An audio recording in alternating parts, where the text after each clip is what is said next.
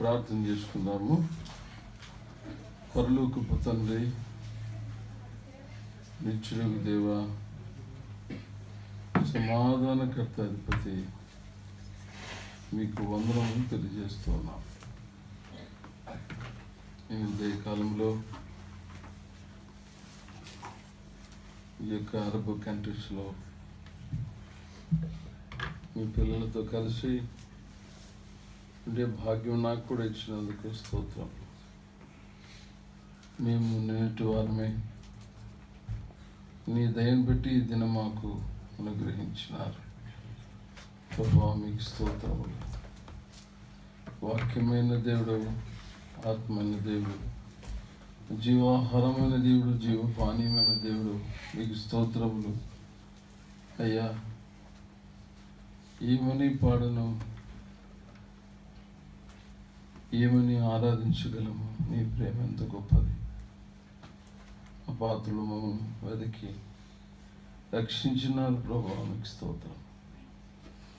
ఈ రీతిగా ప్రభు ఆయా ప్రాంతాలకు చెందిన మమ్మల్ని, ఆయా భాష, ఆయా జిల్లాలు, ఆయా రాష్ట్రాలు, ప్రాంతాలకు చెందిన మమ్మల్ని ఒక కుటుంబముగా, తండ్రి బిడ్డలుగా మమ్మల్ని చేసినారు. మీకు స్తోత్రం. ఉదయకాలంలో నిన్ను ఆరాధించడానికి కొరకై మొదటి భాగంగా నీ వైపు చూస్తున్నాను. వాక్యమైన దేవుడు మిమ్మల్ని ప్రత్యక్షపరచుకోండి. ఒక కొత్త కీర్తన మా నోట ఉంచండి. ప్రభువాని స్వరం వినిపించండి. అపాత్రను జ్ఞాపం చేసుకోండి. మా మధ్య మీ ఆత్మ సంచారించండి నాయన. నీ ధర్మశాస్త్రంలోని ఆశ్చర్యమైన సంగతి తెలుసుకోవడానికి మా కళ్ళు తెరవచేయండి. అయోగ్యని జ్ఞాపం చేసుకోండి. యేసు ప్రభు పేట స్తుతించి అడుగుచున్నాం తండ్రి.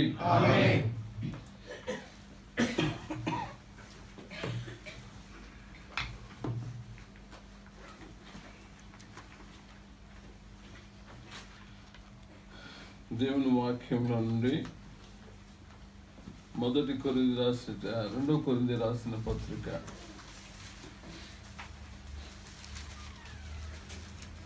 2 కొరింథీ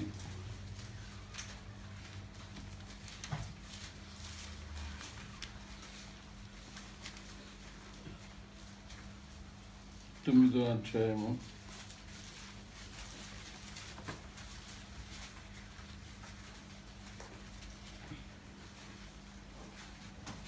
14-15.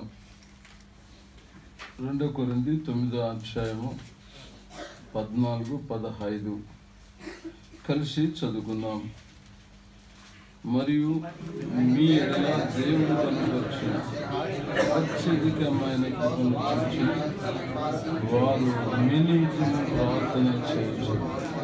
మేము చూడాలని ఎక్కువ చెప్పసఖ్యముగానే ఆయన వరమును గురించి దేవునికి ఇక్కడ అపోస్తలుడైనటువంటి పౌలు కొరింథీయులకు రాస్తూ ఈ మాట చెప్తున్నాడు. చెప్పసఖ్యముగానే ఆయన వరమును గురించి దేవునికి స్తోత్రం. కాబట్టి ఉదయకాలంలో ప్రతి ఒక్కరు కూడా నోరు తెరిచి ఆరాధించాలి. ఆరాధించడం ద్వారా ఎన్నో ఆశీర్వాదాలు ఉన్నాయి. ఆరాధించడం ద్వారా మొట్టమొదట దేవునికి మహిమ కలుగుతుంది. కీర్తన గ్రంథము 50వ అధ్యాయంలో చెప్పబడినట్లుగా ఆరాధించడం ద్వారా ప్రభువుకు మహిమ కలుగుతుంది. కీర్తనలు 50వ అధ్యాయము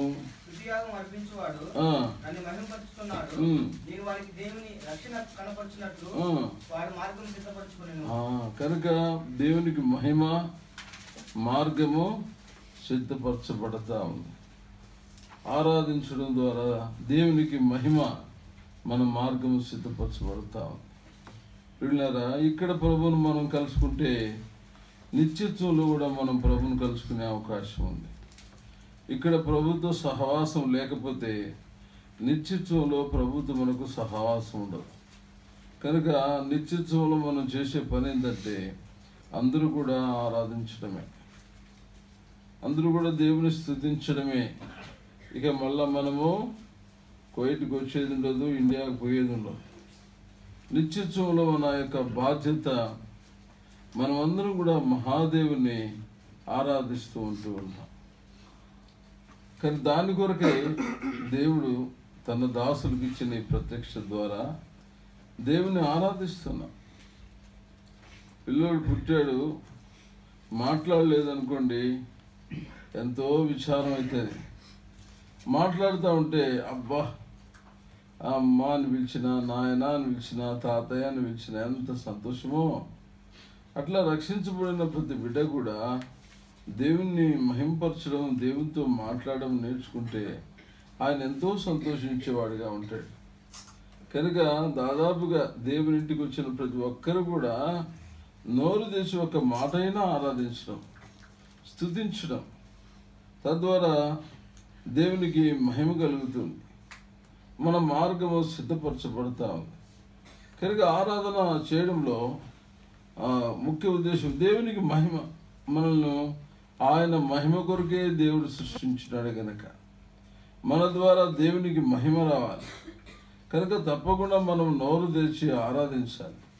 అంతేకాదు, ఎప్పుడైతే మనము కష్టంలో, శ్రమలో, ఇబ్బందుల్లో ఉండి ఆరాధన చేస్తామో అది ఇంకా చాలా ప్రాముఖ్యమైనది.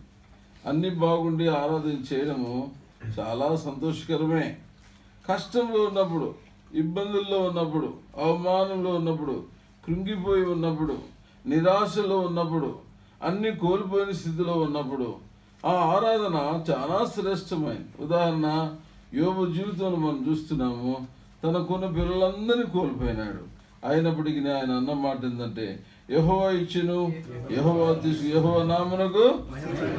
ఎప్పుడైతే ఆ మాట అన్నాడో ఆ స్థలం నుండి సాతాను పారిపోయినట్టుగా మనం చూస్తాం. తర్వాత అధ్యాయంలో ఎక్కడైనా కూడా సైతాను కనబడినట్లుగా యోబు గ్రంథంలో మనకు కనబడుతుంది. చూసారా? కనుక ప్రభుపిల్లలారా, ఈ ఆరాధన ఎంత శ్రేష్టమే, ఎంత ప్రాముఖ్యమే. మనము దేవుని ఆరాధించడం ద్వారా దేవునికి మహిమ మార్గం సిద్ధపరచబడుతూ ఉంది. ఆరాధించడం ద్వారా శత్రువైన సాతాను పూర్తిగా ఓడిపోతుంది. కాబట్టి తప్పకుండా మనం ఆరాధించాలి. కొత్తగా వచ్చిన వారికి ఎట్లుంటుందంటే ఆరాధన చేయాలని ఆశ ఉంటుంది, కానీ గుండె ఎక్కువ కొట్టుకుంటూ ఉంటుంది, గొంతు అప్పుడే ఆరకపోయినట్లు ఉంటుంది, ఎవరో గొంతు అన్నట్లు ఉంటుంది. ఎందుకంటే నువ్వు ఆరాధిస్తే వాడు ఓడిపోతాడు. అందుకని నిన్ను నోరు తెరవలేడు. అప్పుడే బీటింగ్ ఎక్కువ ఉంటుంది, హార్ట్ బీటింగ్ ఎక్కువ అయిపోతుంది, భయం వచ్చేస్తుంది.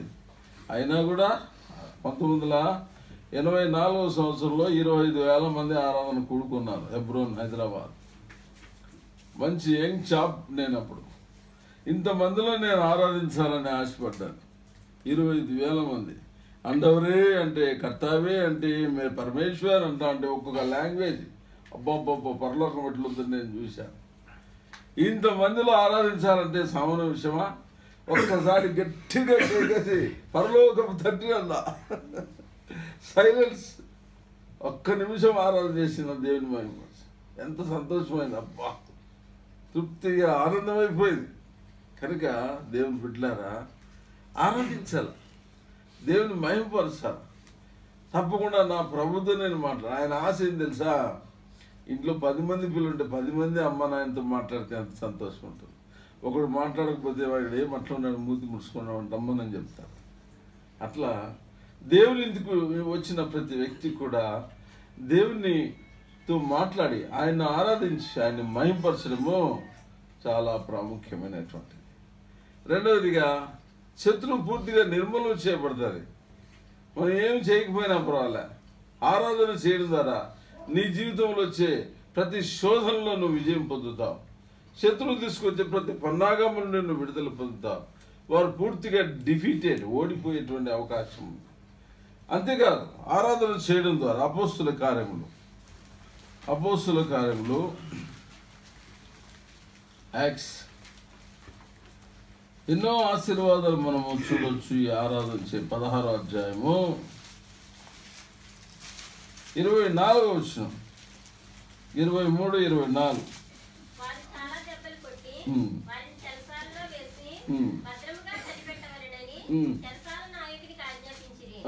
అతడు అట్టి ఆజ్ఞను పొంది వారిని లోపలి చెరసాలలోనికి త్రోసి వారి కాళ్లకు బొండ వేసి బిగించెను. అయితే మధ్యరాత్రి వేళ పౌలును సీలయు దేవునికి ప్రార్థించుచు కీర్తనలు పాడుచూ నుండిరి. ఖైదీలు వినుచుండిరి. అప్పుడు అకస్మాత్తుగా మహాభూకంపం కలిగెను. చెరసాల పునాదులు అదిరేను. వెంటనే తలుపులన్నీ తెరుచుకొనెను. అందరి బంధకములు ఊడెను. చూసారా, చదువుతా పోతుంటే మనకేం అర్థం కాదు, కానీ జాగ్రత్తగా మనం చూస్తే మనకు ఎంత అద్భుతంగా ఉంటుంది. వాళ్ళ కష్టాల్లో, వాళ్ళ గాయాలలో వాళ్ళు దేవుని ఆరాధిస్తూ ఉన్నారు. ఒక్కసారిగా భూకంపం వచ్చేసింది. అంతేనా? అందరి బంధకాలు, ఇక్కడ నువ్వు ఆరాధన చేస్తే ఊరి దగ్గర నీ పిల్లల బంధకాలు ఊడిపోతాయి. ఇక్కడ నువ్వు ఆరాధన చేస్తే నీ భర్త బంధకాలు, నీ భార్య బంధకాలు, నీ అన్నదమ్ముల బంధకాలు ఊడిపోతాయి. కాబట్టి ఆరాధన నిర్లక్ష్యం చేయకూడదు. ఆరాధన నిర్లక్ష్యంగా రావడం అనేది కూడా అది ఆరాధించడం కాదు. ఆరాధన అంటే ప్రామినెన్స్ టు గాడ్, మొదటి స్థానం దేవునికి ఇవ్వడమే భోజనం కంటే కదా. మేము చచ్చిపోతాం ఒక పూట భోజనం లేకపోతే, తినలేకపోతే కదా. కాబట్టి దేవునితో ఆనందంగా, అందుకే భక్సింగ్ గారు ఎక్కువ సమయం ఉదయకాలం మాకైతే 9కి స్టార్ట్ అయితే 2:30 టైం క్లోజ్. హైదరాబాద్లో అయితే దాదాపు 3 గంటలు, సువార్త పోయిస్తే 4 గంటలు, అప్పుడు భోజనాలు. అంటే అర్థమైంది, ఆదివారం అందరూ కూడా ఎక్కువ దేవుడితో గడపాలని, ప్రభువుతో గడపాలనేది అది నేర్పించినాడు దైవదాసుడు. చూసినారా? కాబట్టి హెబ్రోన్ పక్కలో ఉన్న ఫ్రాంక్లిన్ గారు వీళ్ళందరూ కూడా ఆ దినాల్లో అక్కడ హెబ్రోన్లో ఆనుకొని పెరిగినారు. దైవజన బీసీ దాసరి గారి కుమారుడు జాని దాసు, వీళ్ళందరూ బ్యాచ్మేట్స్, మన ఫ్రాంక్లిన్ గారు వీళ్ళందరూ కూడా ఆ దినాల వాళ్ళు ఎంత సమయము దేవునితో గడిపేవాళ్ళు. అబ్బా బాబా, అంతగా అంటే అర్థమైంది. ఇంటికి పోవాలనే ఆలోచనలే, ఇంకా ఇంకా దేవునితో ఉండాలని. ఇప్పుడు ఇట్లా అవుతుంది, ఎప్పుడు అయిపోతుందో టైం చూసుకోవడం, మాటికి పైకి గోడకు చూస్తారు, కింద చూస్తారు, గోడ చూస్తారు, కింద చూస్తారు. ఏం సంగతి?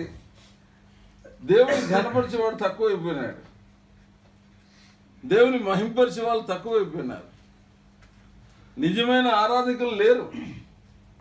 అందుకే సమయం చూసుకుంటుంటారు, టైం చూసుకుంటారు అంటారు. వాస్తవమే, ఒకవేళ ఉద్యోగాలు ఉండొచ్చు, డ్యూటీలు ఉండొచ్చు, కలిసి చూసుకున్న దానికి అర్థం ఉంది. ఏమి లేకపోయినా ఇంకా మాటికి టైం చూసుకోవడం అంటే ఏంది కదా. కనుక ఇక్కడ మనం చూస్తున్నాము, వాళ్ళు ఆరాధన చేస్తుండగా ఒక్కసారి భూకంపం వచ్చింది, అందరి బంధకాలు. అదే చాలా మంది విడుదల పొందినారు. ఆరాధనలో ఎంత గొప్ప భాగ్యం ఉంది. ఈ కోవిడ్లో ఉన్నటువంటి ప్రత్యేకంగా ఈ అరబ్బులందరూ విడుదల పొందాలంటే మనం ఏం చేయాలా? అంతే, ఇంకేం చేయాల్సిన పనిలే. దేవుని గట్టిగా మోకాళ్ళ మీద సమయం దొరికినప్పుడు అలా ఆరాధన చేయండి. దేవుని గొప్ప కార్యాలు, దేవుని ఘనకార్యాలు, దేవుని మహిమ, దేవుని ప్రభావం కీర్తించండి. తప్పకుండా తప్పకుండా దేవుడు ఈ అరబ్బులందరికీ విడుదలిస్తాడు. ఈ ప్రాంతం అందుకోసమే మనల్ని తీసుకుని వచ్చినాడు. ఈడొచ్చి ఎవడు ప్రార్థన చేస్తున్నాడు? వీళ్ళ కొరకు ప్రార్థన చేసేటోడు ఎవరు? వీళ్ళ కొరకు ప్రార్థన చేసేటోడు దూరం ఏమైనా చేయొచ్చేమో, కానీ వీళ్ళ దగ్గరికి వచ్చి వీళ్ళ కొరకు ప్రార్థన చేసేవాడు ఎవరు కూడా. దేవుడు మనల్ని ఎందుకు తెచ్చినాడు? ఒకవేళ మనం అనుకోవచ్చు ఏదో బ్రతకడానికి ఇక్కడికి వచ్చినాము అని. అదే ఒకవేళ ఉద్దేశమైనా ఇక్కడికి తీసుకొచ్చి ప్రభు నిన్ను రక్షించి, నిన్ను ఆరాధకునిగా చేసి ఈ ప్రాంతాన్ని దేవుడు దర్శించాలనేది దేవుని ఉద్దేశం. కాబట్టి అందరి బంధకాలు ఊడిపోయినాయి. ఆరాధనలో ఎంత గొప్ప భాగ్యం. కనుక ఎవరు కూడా మీరు దయచేసి మరి ఆరాధన నిర్లక్ష్యం చేయొద్దు. ఆరాధనలో తప్పకుండా మీరు పాల్పొందండి, అది చాలా ప్రాముఖ్యమైనది. అంతేకాదు, ప్రభుత్వం నువ్వు ఆరాధించే విధానం ఎట్లుంటుందంటే, కొత్తగా వచ్చినటువంటి వ్యక్తి దర్శించబడతాడు. ఆ రోజుల్లో చెప్పాక 84 లాస్ట్ 85 కాన్వకేషన్. ఆ ఆరాధన సమయంలో ఏంటిది వీళ్ళు ఇన్ని భాషల ఒక భాషగా చూడు, కన్నడంలో, మలయాళంలో, తెలుగులో, హిందీలో, పంజాబీలో అబ్బాబ్బాబ్బా ఆరాధన చేస్తూ ఉంటే, మరాఠీలో ఆరాధన చేస్తూ ఉంటే ఎంత ఆనందంగా ఉండేది. అసలు కదిలించబడేయారు ఆ దినాల్లో. ఆరాధన అనేటువంటిది అంత ప్రాముఖ్యతగా ఉండేది. వీళ్ళ యెషయా గ్రంథము 6వ అధ్యాయం, యెషయా గ్రంథము 6వ అధ్యాయం, యెషయా గ్రంథము 6వ అధ్యాయము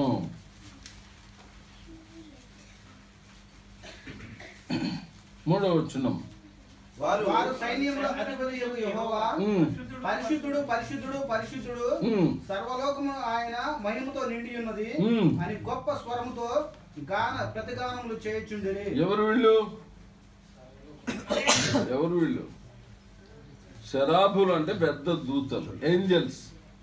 వాళ్ళ ఆరాధన విధానం ఎట్లుంది చూడండి. రెంటితో వాళ్ళ ముఖాన్ని కప్పుకున్నారు, రెంటితో వారి దేహాన్ని కప్పుకున్నారు, రెంటితో ఎగురుతున్నారు. అంటున్నారు సైన్యములకు అధిపతి యెహోవా పరిశుద్ధుడు పరిశుద్ధుడు పరిశుద్ధుడు, సర్వలోకము ఆయన మహిమతో నిండి ఉన్నదని గొప్ప స్వరంతో గాన ప్రతిగానంలో. వాళ్ళు ఆరాధన విధానం చూడు ఎట్లుందో. ముఖాన్ని కప్పుకొని దేహాన్ని కప్పుకొని ఎగురుతూ ఆరాధిస్తుంటుండే ఆ దర్శనములో యెషయా చూసినాడు. చూసి ఏమన్నాడు? ఒక్కసారిగా ఏమన్నాడు ఆయన? అయ్యా, నేను అపవిత్రమైన పెదవులు గలవాడిని, అపవిత్రమైన పెదవులు కలిగిన ప్రజల మధ్య నేను చూడండి నేను నశించిపోతున్నా. అరే ఊటోల్యూ, ఎవరు చెప్పినారయ్యా నువ్వు అపవిత్రుడు అని? వాళ్ళ ఆరాధన విధానము ఇతను కదిలించేసింది. అయ్యో నేను నశించిపోతున్నా అపవిత్రుడు అంటే ఆగా కారుచున్న నిప్పు తీసుకుని తగిలిస్తే అపవిత్రత అంతా పోయింది. దేవుని బిడ్డలారా, వాళ్ళు ఆరాధన చేస్తుంటే ఈయన పాపాలు ఒప్పించబడ్డాయి. ఆరాధనలో ఎంత అద్భుతమైన సత్యం. కనుక ఉద్రేకం పనికిరాదు. దేవునితో మాట్లాడే విధానం నేర్చుకోండి. అర్థమైందా? చాలామంది ఏదో పద్యం వల్లించినట్టు చేస్తారు, మంత్రం వల్లించినట్టు చేస్తారు. That is not real worship. 2 మాటలు చక్కగా మాట్లాడు దేవునితో. దేవునితో మాట్లాడేది మనం నేర్చుకోవాలి ముందు. అర్థమైంది? ఆయన మహాకాశములు పట్టుదాలని దేవుడు, మనం ఎంత కదా. ఓటి కుండ మట్టి పురుగులం, మనం కదులుచున్న నీడు లాంటి వాళ్ళం. కాబట్టి పిల్లారా, మనం తగ్గించుకుని ఆయన చేస్తాం.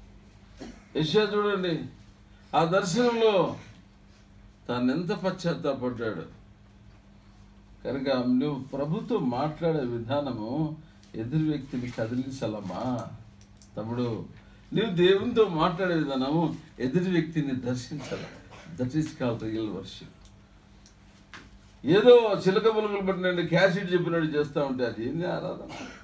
క్యాసెట్లో అదే పాటే ఉంటుంది. నా ప్రాణ ప్రియుడా యేసురాజు, మళ్ళీ పెట్టినా వచ్చేది నా ప్రాణ ప్రియుడు. ఇంతేనా? అది క్యాసెట్, అది కాదు. ఒక కొత్త కీర్తన నా నోట ఉంచి ఉన్నావు. న్యూ వర్షిప్ అనేది అవసరం. ప్రతి వారం కూడా ఏదో ఒక కొత్త విధానంలో దేవుడు తన వాక్యం ద్వారా మనతో మాట్లాడుతూ ఉంటాడు. కనుక దేవుని బిడ్డలారా, నూతన విధానంలో మనం ప్రభువును ఆరాధించాలి. సరే, ఆరాధన భాగం మనం చదువుకున్నాం ముందుగానే. ఏంటది? 2 కొరింథీ చదవండి, లాస్ట్ వర్డ్. మరియు మీ ఎదుట దేవుడు కనపరిచిన అత్యధికమైన కృపను చూచి వారు మీ నిమిత్తమై ప్రార్థన చేయొచ్చు మిమ్మల్ని చూడవలనని ఎక్కువ కోరిక గలవారై ఉన్నారు. చెప్పసఖ్యము కాని ఆయన వరమును గూర్చి దేవునికి స్తోత్రము. అది మన భాగం టైటిల్. చెప్పసఖ్యముగానే ఆయన వరమును గూర్చి దేవునికి స్తోత్రం. చెప్పసఖ్యముగానే దేవుని వరం. చూసారా? చెప్పసఖ్యముగానే దేవుని వరం. దాన్ని బట్టి ఏం చేయాలి మనం ఇప్పుడు? అది సంగతి. చెప్పసఖ్యముగానే దేవుని వరాన్ని బట్టి దేవుని ఆరాధించాలి. చెప్పసఖ్యముగానే దేవుని వరం ఏంది? యోహాను సువార్త 4వ అధ్యాయం 10వ వచనం. అందుకు యేసు, నీవు దేవుని వరమును నాకు దాహంలోకి ఇమ్మని నిన్ను అడుగుచున్న వాడెవడో అదియు ఎరిగి ఉంటే నీవు ఆయనను అడుగుదువు, ఆయన నీకు జీవజలం ఇచ్చిన నామతో చెప్పాను. దేవుని వరమును నాకు దాహమ్మని నేను అడుగుతున్న వాడెవడు అది ఎరిగి ఉంటే నీవు ఆయన అడుగుదువు, ఆయన నీకు జీవజలం ఇచ్చిన నామతో చెప్పాను. ఇప్పుడు చెప్పండి, ఎవరు ఆ వరము? ప్రభు అయినా అది సంగతి. యేసుక్రీస్తు ప్రభువే ఆ వరం. చెప్పసఖ్యము గాని ఆయన వరం ఎవరంటే ప్రభు అయినా యేసుక్రీస్తు. కాబట్టి ఇప్పుడు సమర స్త్రీతో అంటా ఉన్నాడు, అమ్మ నువ్వు దేవుని వరము నాకు దాహిమ్మని నేను అడుగుచున్నవాడు ఎవడు అది ఎరిగి ఉంటే నువ్వు ఆయన అడుగుదువు. కాబట్టి చెప్పసఖ్యము గాని ఆయన వరమైన ప్రభుని యేసుక్రీస్తుని బట్టి దేవునికి స్తోత్రము.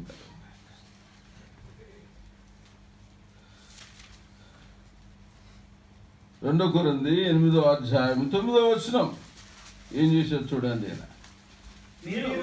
మన ప్రభువైన యేసుక్రీస్తు కృపను ఎరుగుదురు కదా, ఆయన ధనవంతుడై ఉండియు మీరు తన దారిద్ర్యం వలన తన వంతులు కావాలని మీ నిమిత్తము దరిద్రుడాయను. అది మన నిమిత్తం ఏమైపోయినాడు యేసు ప్రభు, అది మన కొరకు ఏమైపోయినాడు, అది చాలా ప్రాముఖ్యమైన.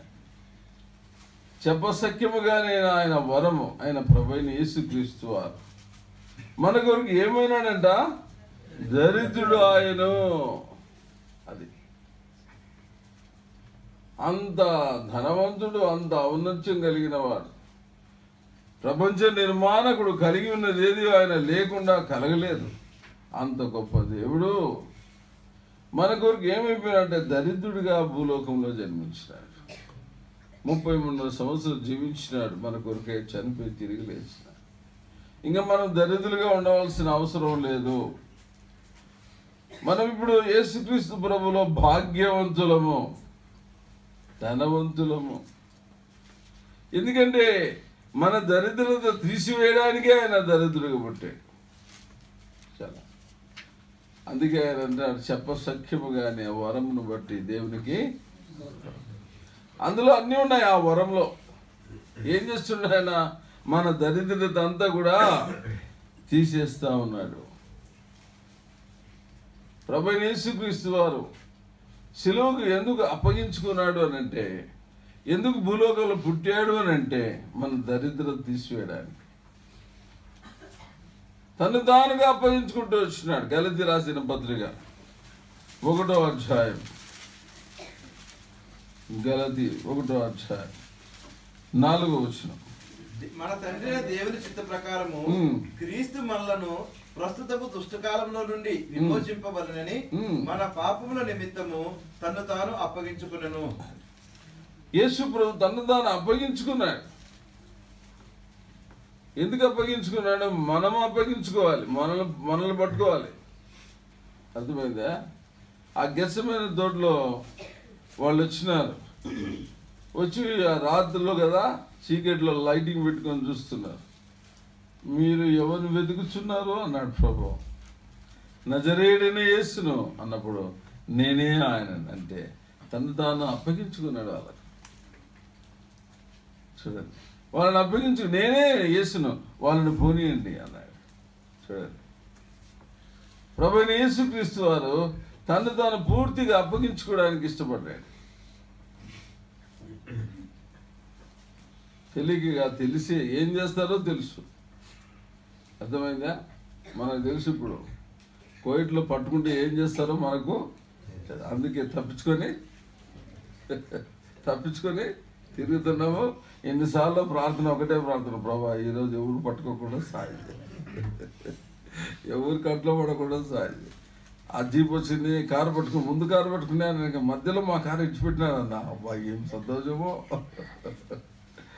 ఎందుకు కదా? పట్టుకుంటే ఏమవుతుందో మనకు తెలుసు. కానీ యేసు ప్రభు అట్లా కాదు, తనకి ఏం జరగబోతుందో ఎరిగి అప్పగించుకున్నాడు. అది తాను ఏం చేయబోతున్నారో వాళ్ళు తెలుసు. ఆయన ఎలాంటి శిక్ష విధించబోతున్నారో ఎలాంటి అవమానం పొందబోతున్నాడో అన్ని ఎరిగి కూడా ప్రభు అప్పగించుకున్నాడు.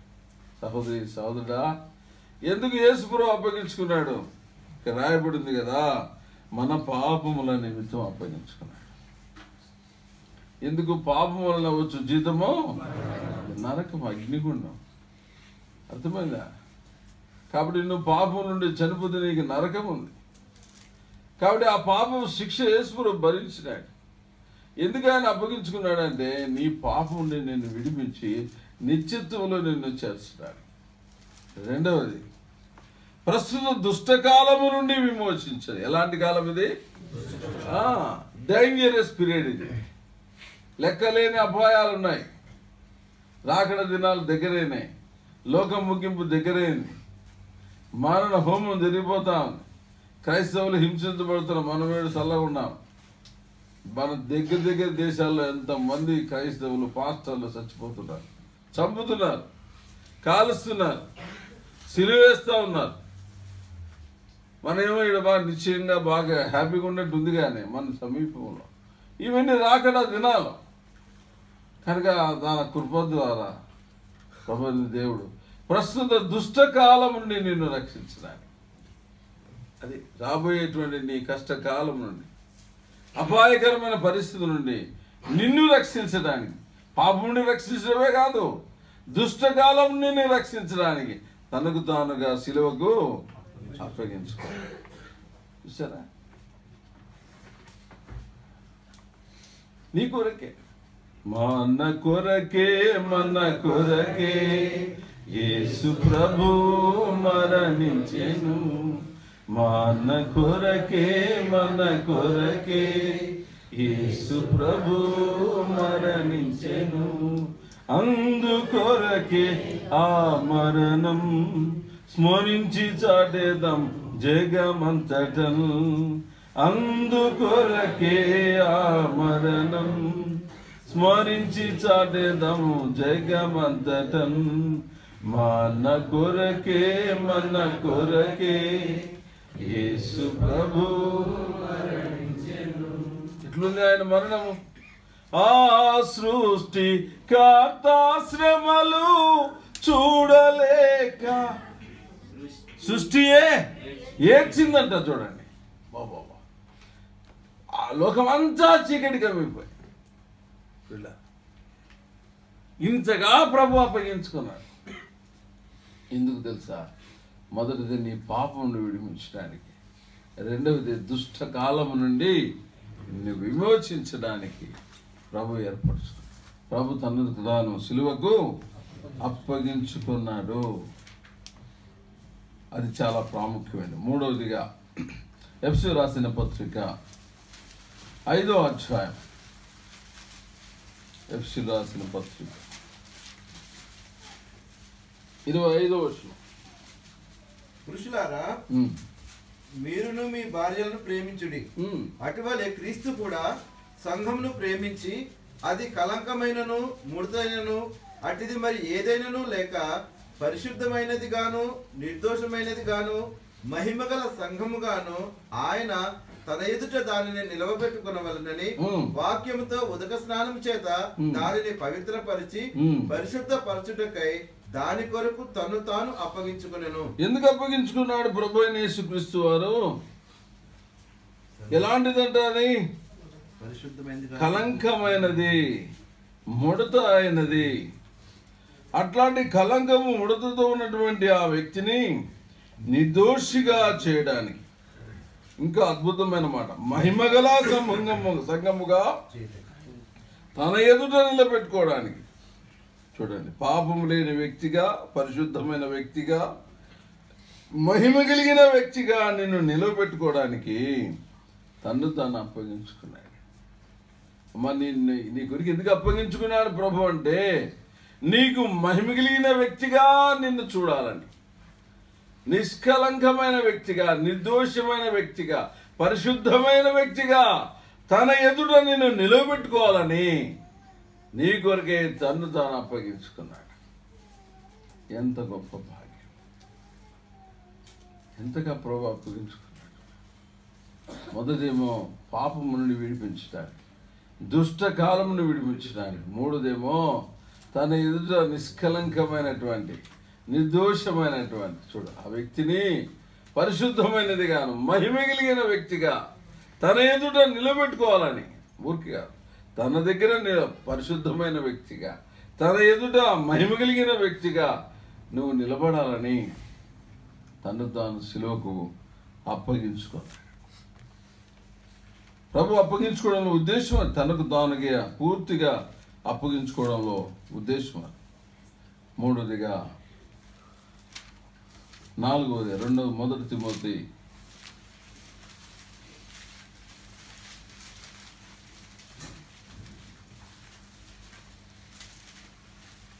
2వ అధ్యాయం 4, 5, 6 వచనాలు. ఆయన మనుషులందరూ రక్షణ పొంది సత్యంను కూర్చిన అనుభవ జ్ఞానం గలవారే ఉండవలనని ఇచ్చించుచున్నాడు. దేవుడు ఒక్కడే, దేవునికి నరులకు మధ్యవర్తి ఒక్కడే. ఆయన క్రీస్తు యేసును నరుడు. ఈయన అందరి కొరకు విమోచన క్రయధనముగా తన్ను తానే సమర్పించుకొనెను. తన్ను తానే అప్పగించుకోవడం, సమర్పించుకోవడం దేనికంట? సత్యమును కూర్చిన అనుభవ జ్ఞానం గలవారే ఉండాలని. అది ఎవరు సత్యం అంటే? ఆయన గురించిన అనుభవ జ్ఞానం కలిగి ఉండడానికి. అయ్యో దేవుడు ఇంతగా నన్ను ప్రేమించినాడా, ఇంతగా నన్ను ఏర్పాటు చేసుకున్నాడా, ఇంత గొప్ప ప్రేమ యేసు ప్రభుది. కనుక యేసు ప్రభు వారు ఎందుకు అప్పగించుకున్నాడంటే సత్యమును గురించిన అనుభవ జ్ఞానము మనం కలిగి ఉండడానికి తను తానుగా అప్పగించుకుంటూ వచ్చినాడు. ఇది చాలా ప్రాముఖ్యమైన విషయం. తీతు గ్రంథం, తీతు పత్రిక 2వ అధ్యాయం 14వ వచనం. వీరివారికి చెరుపుటకే ఆయన సమస్తమైన నుండి మనల్ని విమోచించి సత్క్రియలకు శక్తి గల ప్రజల కోసరము పవిత్రపరచుకొని తన సొత్తుగా చేసుకొనుటకు తాను తానే మన కొరకు అప్పగించుకొని. ఎందుకు అప్పగించుకున్నాడంట? సత్క్రియల యందు ఆసక్తి గల ప్రజలుగా ఉండడానికి. రెండవది తన సొత్తుగా ఉండడానికి. నా సొత్తు నువ్వు కదా, నా సొత్తు. ఎంత చక్కని నా సొత్తు. సులభం ఏంటంటే ఈ రాజు నీ ప్రభు, ఈయన నీ సౌందర్యమును కోరినవాడు. చూడ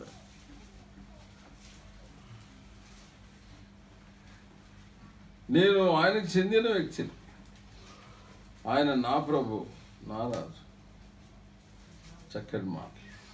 కనుక ఇక్కడ ఎందుకయ్యా ప్రభు అప్పగించుకున్నాడు అంటే సత్క్రియలందు ఆసక్తి కలిగి జీవించడానికి. అంటే ముందు మనం సత్క్రియలు చేసేవాళ్ళం కాదా? కాదు. మన క్రియలే దుష్ట క్రియలే, సత్క్రియలు కాదు. ఎందుకంటే మనము అపవాది యొక్క అధికారంలో ఉన్నాం. వాడు అపరిచికుడు, మనం చేసేదంతా కార్యాలు. అయితే ఇప్పుడు సత్క్రియలందు ఆసక్తి అంటే మంచి పనులు చేయడానికి కొరకైనటువంటి వాటి కొరకే ప్రభు మన కొరకు తను తాను అప్పగించుకున్నాడు. ఆయనని బట్టి మనం నీతిమంతులుగా చేయబడ్డాం. రెండవదిగా తన సొత్తుగా చేసుకున్నాడు. ఎవరైనా నా సొత్తు విలువ పెట్టి నేను నిన్ను, ఐ బిలాంగ్స్ టు గాడ్. దేవుని సొత్తు మనం. ఎంత చక్కగా కదా, దేవుని సొత్తు మనం. కనుక దేవుని బిడ్డలారా, ఎందుకు ప్రభు అప్పగించుకున్నాడు అది చాలా ప్రాముఖ్యమైన. మన పాపం నుండి విడిపించడానికి, ప్రస్తుత దుష్టకాలం నుండి మనను విడిపించడానికి ప్రభు తను తాను అప్పగించుకున్నాడు. 1 తిమోతి 2వ అధ్యాయం 6వ వచనం ప్రకారము ఎందుకు అప్పగించుకున్నాడంట?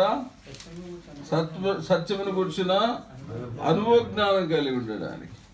తీతు 2:14 ప్రకారము సత్క్రియలు చేయడానికి, ఆయన సొత్తుగా మనం ఉండడానికి అప్పగించుకున్న ఈ ప్రభు ఎలాంటి వాడు? అది సంగతి.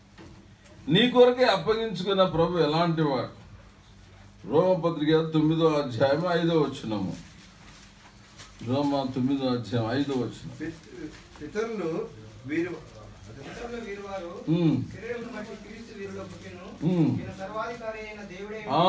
ఎవరంటైనా సర్వాధికారి అయిన దేవుడు.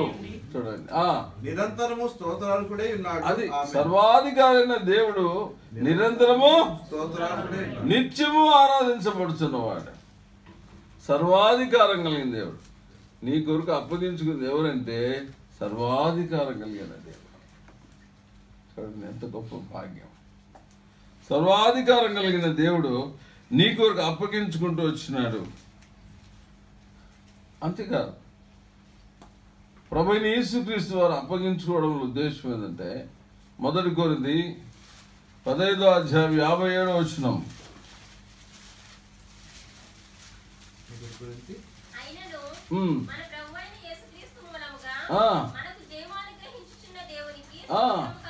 కాబట్టి యేసుక్రీస్తు మూలం.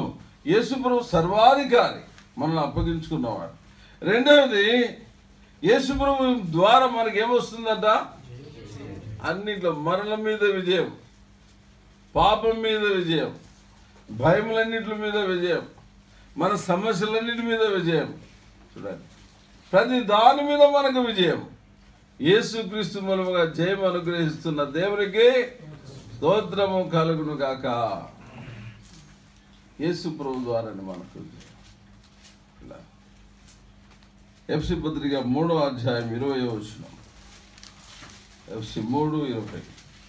మనలో కార్యసాధకమైన తన శక్తి చొప్పున మనము అడుగు వాటన్నిటికంటే ఊహించు వాటన్నిటికంటేను అత్యధికంగా చే శక్తి గల దేవునికి క్రీస్తు యేసు మూలముగా సంఘములో తరతరములు సదాకాలము మహిమ కలుగును గాక. ఆమేన్. కాబట్టి అడుగు వాటికంటే ఊహించు వాటికంటే అత్యధికంగా చేసేటువంటి శక్తి కలిగిన దేవునికి తరతరములు సదాకాలము ఈ దేవుడే సిలువకు అప్పగించుకున్నాడు. ఈ దేవుడే నీ కొరకు అప్పగించుకున్నాడు. సర్వాధికారం కలిగిన దేవుడు. జాగ్రత్త జాగ్రత్త.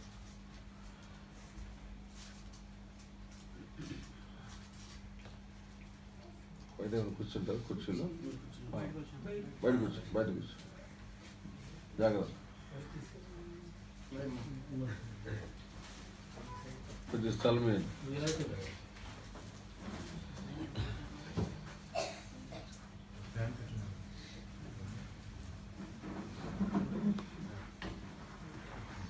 అడుగు వాటికంటే ఊహించు వాటికంటే అత్యధికంగా శక్తి గల దేవుడు.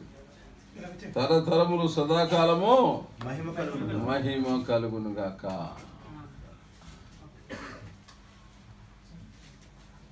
ప్రేమైనటువంటి వారు కనుక మన కొరకు అప్పగించుకున్నటువంటి ఆ దేవుడు ఎంత గొప్పవాడు చూడండి. సర్వాధికారి అయిన దేవుడు, అడుగు వాటికంటే ఊహించు వాటికంటే అత్యధికంగా చేసే దేవుడు. అంతేకాదు, మనకు విజయం అనుగ్రహించిన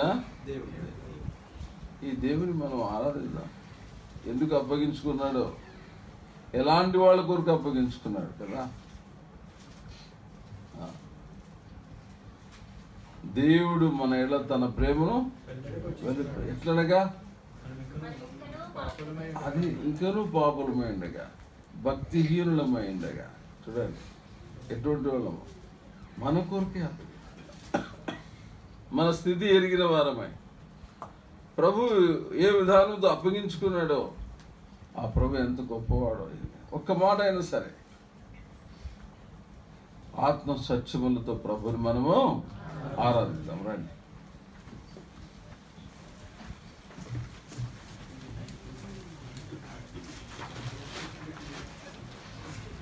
సమయం పోనీయకండి.